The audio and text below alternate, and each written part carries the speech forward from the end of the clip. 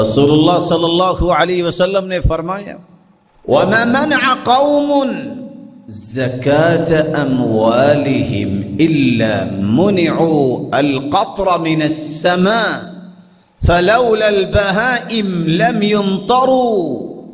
اگر قوم زکوٰۃ نہ دے،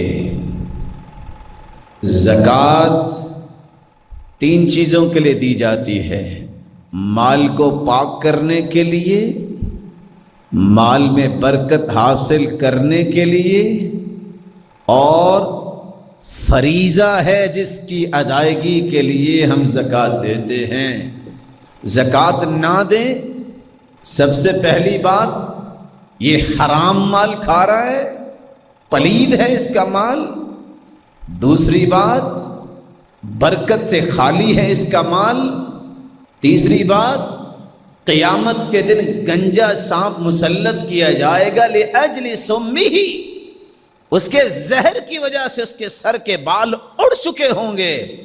اگر وہ دنیا میں ایک پھونک مار دے، پوری دنیا کی ہریالی ختم ہو جائے، راکھ بن جائے، اتنا زہریلا سانپ ہوگا جو گلے میں توق بن جائے گا۔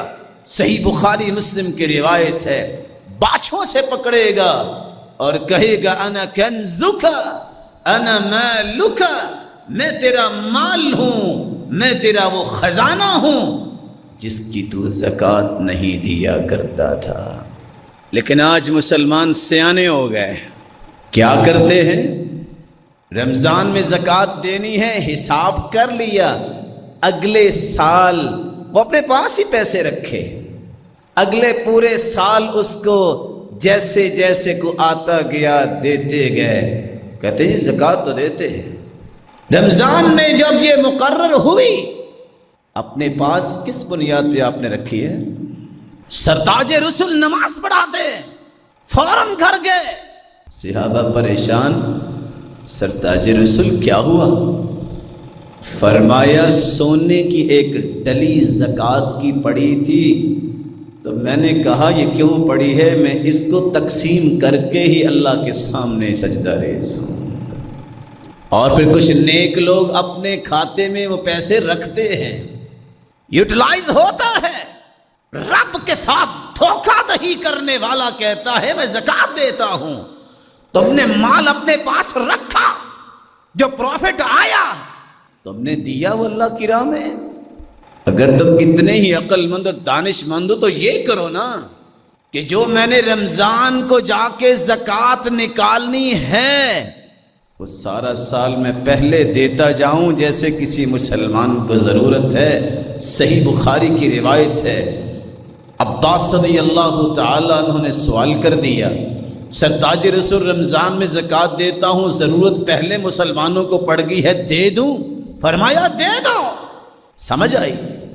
پچھلے سال کی زکوٰۃ کو پورے سال تقسیم کر کے احسان جتلانا، اپنا پاؤں اونچا رکھنا مسکینوں اور غریبوں پہ، یہ کسی انسان کی بات نہیں ہے، یہ حیوانی کاوش ہے جس کے نتیجے میں اللہ عزت پھر بھی نہیں دیتے۔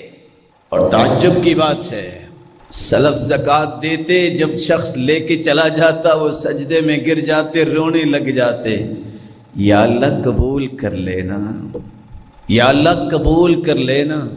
اور عائشہ جب دیتی صدقہ زکوٰۃ تو درم و دینار کو خوشبو لگا کے دیتی، جس کے پاس جائے اسے خوشی ملے۔ یہاں کسی کو صدقہ زکوٰۃ دینا ہو، دنیا جہان کا ذلیل کر کے دیتا ہے مسلمان کہ یہ آئندہ سے میرے سامنے نظریں نہ اٹھا سکے۔ یہ کوئی زکوٰۃ کا مفہوم نہیں ہے۔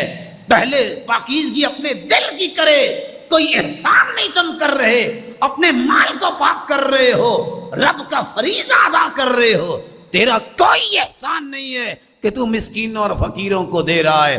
احسان اس رب کا ہے جس نے تیرے مال کو پاک کرنے کا ایک طریقہ بتایا ہے، تیرے نصیب میں ہو گیا ہے جو لاکھوں لوگوں کے نصیب میں نہیں ہوتا، لیکن کچھ سمجھنے کے لیے تیار ہی نہیں ہے۔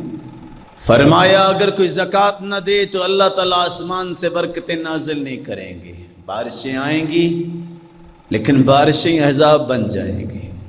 وہ پانی جو آسمان سے اترا کرتا ہے، جس سے ہریالی اور مسلمانوں کو خیر و برکت ملتی ہے وہ ختم ہو جائے گا۔